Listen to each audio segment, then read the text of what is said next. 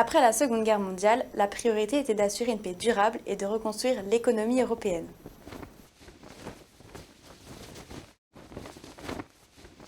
Mais ce n'est qu'un peu plus de 30 ans plus tard que les pays fondateurs de l'Union européenne ont pris la décision de créer une monnaie unique. 10 ans après avoir pris cette décision, ils se sont mis d'accord sur le terme de l'euro pour désigner cette nouvelle monnaie européenne, lors du Conseil européen de Madrid en 1995. Le premier passage à l'euro s'est effectué le 1er janvier 1999, mais il ne servait que pour des transactions financières. C'est donc en 2002 que les billets et les pièces en euros sont mis en circulation officiellement. Aujourd'hui, 20 ans plus tard, l'euro est protecteur pour les pays membres car il les protège des fluctuations économiques trop importantes, notamment grâce à la Banque centrale européenne. Ainsi, l'euro protège les citoyens des crises, notamment avec le rôle de régulation de la Banque centrale européenne.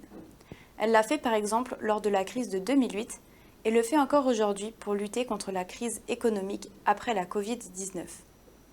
Les pays en orange, à savoir le Danemark et la Suède, ne le veulent pas, car la mise en place d'une monnaie unique implique que les États adoptant l'euro perdent définitivement deux instruments qui permettent de piloter leur économie, à savoir le taux de change et la politique monétaire. De plus, certains ne remplissent pas encore les critères pour y rentrer.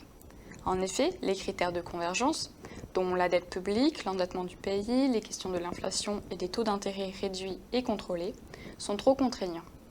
Certains pays aimeraient y rentrer, mais ne correspondent pas aux critères, car ils sont en retard de développement, comme tous les pays en rouge.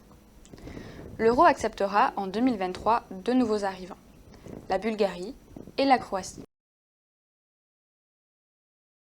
La zone euro est accusée d'un manque de solidarité économique entre les États membres, notamment à cause de la prédominance des intérêts nationaux sur les intérêts européens.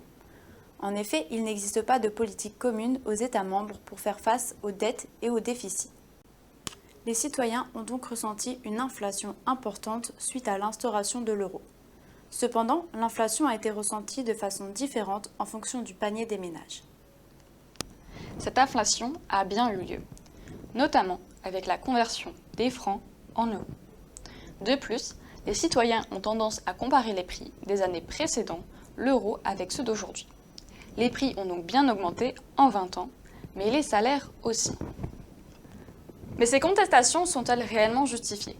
Et l'euro est-il vraiment un échec? Aujourd'hui, l'euro a 20 ans et il s'agit de la deuxième monnaie mondiale après le dollar. Elle représente aussi de nombreux avantages. En effet, l'euro représente des avantages économiques, notamment avec la création de la Banque centrale européenne qui régule les prix et lutte contre l'inflation. Ainsi, l'euro a permis de baisser les coûts liés aux intérêts des emprunts. De plus, l'Union économique et monétaire garantit la stabilité des prix et soutient la croissance économique. L'euro favorise aussi les importations par l'abolition des frais de change aux frontières, ce qui est donc avantageux aussi pour les entreprises.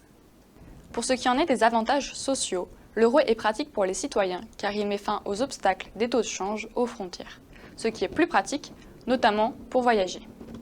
De plus, cela facilite la comparaison des prix entre les pays et les achats transfrontaliers. Cela favorise donc la concurrence et contribue à maintenir des prix bas pour les consommateurs européens. Aussi, la BCE empêchant une trop grande inflation permet aussi de préserver le pouvoir d'achat des citoyens. Aujourd'hui, malgré toutes les contestations dans le passé que nous avons relevées, les citoyens sont aujourd'hui satisfaits de faire partie de la zone euro, notamment par les avantages au quotidien qu'il permet. Cependant, certains candidats extrémistes à la présidentielle française ont évoqué l'idée de quitter l'Union européenne et donc de sortir de la zone euro. Mais cette idée n'est de loin pas unanime au sein de la société. En effet, ces candidats n'ont pas été élus aux élections présidentielles.